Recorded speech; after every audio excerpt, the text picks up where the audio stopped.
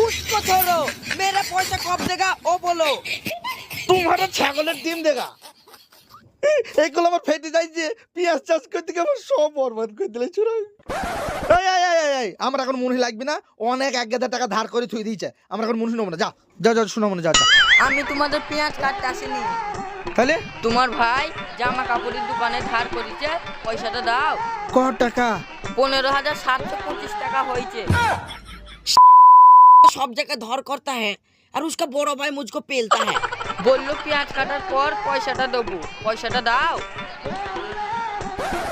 এই এর কাছে আবার 15,000 টাকা ধার হবে কেন বললো আমাদের পেঁয়াজ কেটে পয়সাটা দেবো, আর না দিলে একটা উপায় আছে।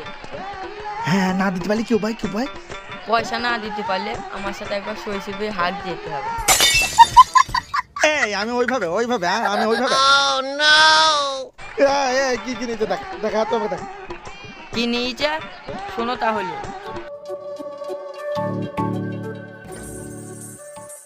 সেদিন তুমি আমার সাথে কলা বাগানে হাত দিয়ে গেলে না, তোমাকে শুট না গিফট দিলে আমার হয়?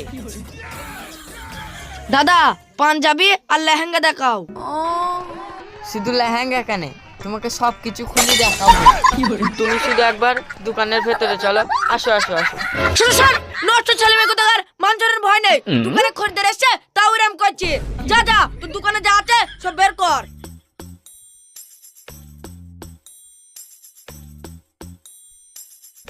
তোমাকে কি একটা ভালো দেখে টপ দেবো?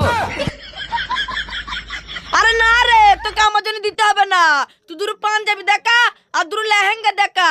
আমার শালির জন্য লেহেঙ্গা না আনিলে রাগ করবে।